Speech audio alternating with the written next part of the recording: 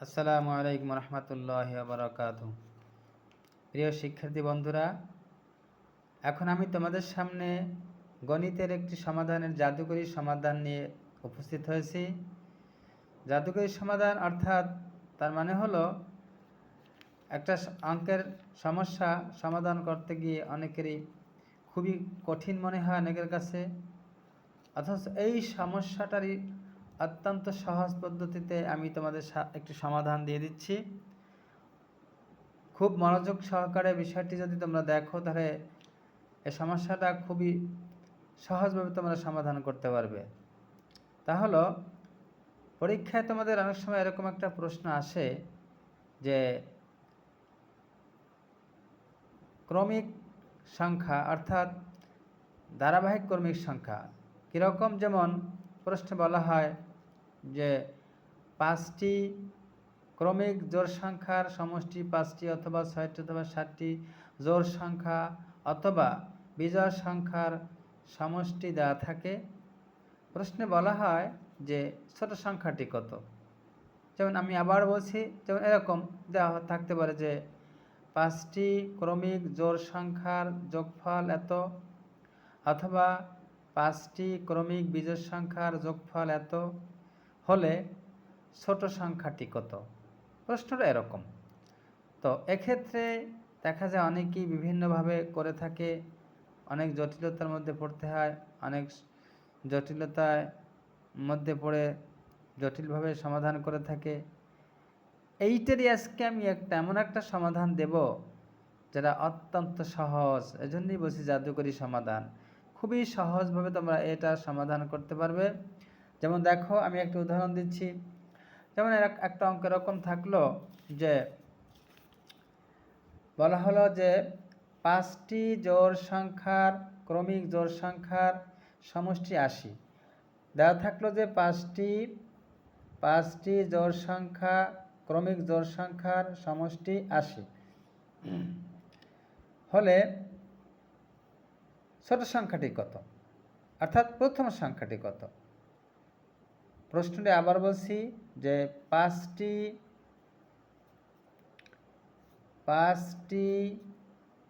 ক্রমিক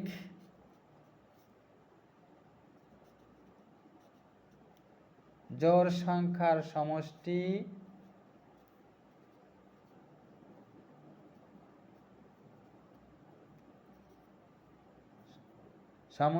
বা যোগফল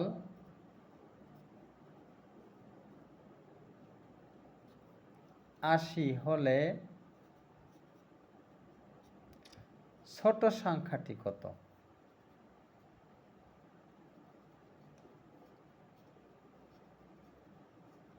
অথবা বলতে পারে বড় সংখ্যাটি কত, অথবা বড় সংখ্যাটি কত। এই হলো তোমার প্রশ্ন। তো এটাকে বিভিন্নভাবে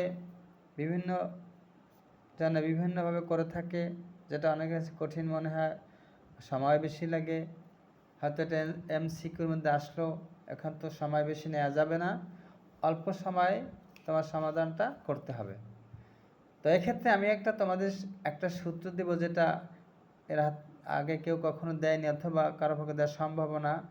যেহেতু সূত্রটা আমি নিজেই বের করেছি, তো এই সূত্রটা দিয়ে যদি তোমরা অঙ্কটা করো, অতি সহজে তোমরা এর সমাধানটা করতে পারবে। সূত্রটা হলো যে সূত্রটা এরকম যে n into a plus n minus 1 equal to যোগফল। এই সূত্রটা প্রয়োগ করলেই তোমরা সমাধান অতি সহজ বের করতে পারবে। তো এখানে n বলতে কি বোঝাচ্ছি? n বলতে আমি বোঝাচ্ছি যে এখানে nটা হলো এই যে 5টি সংখ্যা, এটা হলো প্রথম সংখ্যাটা।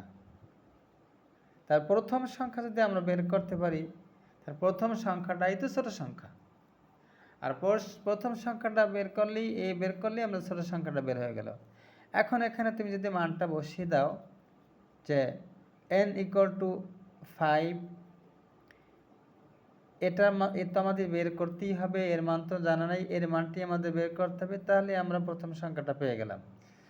তো n হলো 5 মাইনাস 1 ইকুয়াল টু যোগফল দেওয়া আছে 80 অর্থাৎ 80। এইটাকে সমাধান করলে আমরা এর মানটা পেয়ে গেলাম।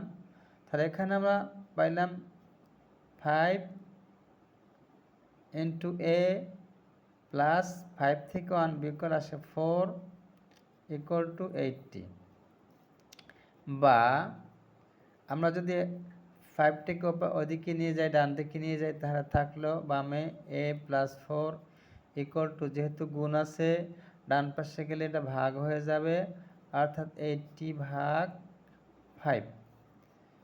এখন আমরা যদি এবার এখানে এটা রেখে দেই, তাহলে 4টা ডান দিকে চলে যাবে, আর এটা আমরা কাটাকাটি করলে ভাগ করলে এখানে আসে 16, এর মানে 16 মাইনাস 4 ইকুয়াল টু 12। তাহলে আমরা পেয়ে গেলাম প্রথম সংখ্যাটি 12। প্রথম সংখ্যাটি, প্রথম বা ছোট সংখ্যাটি, যেটাই হোক না কেন, প্রথম সংখ্যা বললে অথবা ছোট সংখ্যা বললে একই কথা। তার প্রথম বা ছোট সংখ্যাটি আমরা পেয়ে গেলাম 12।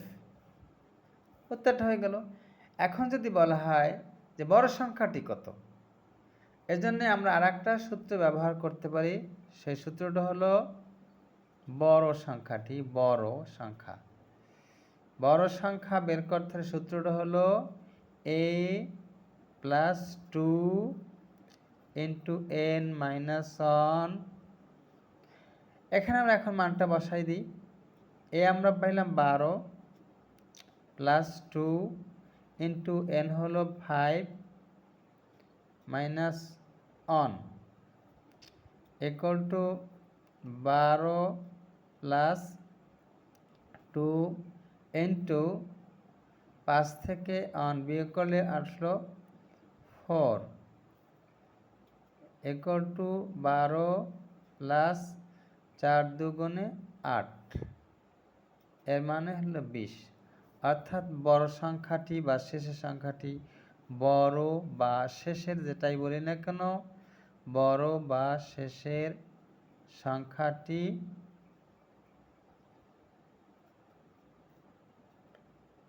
20।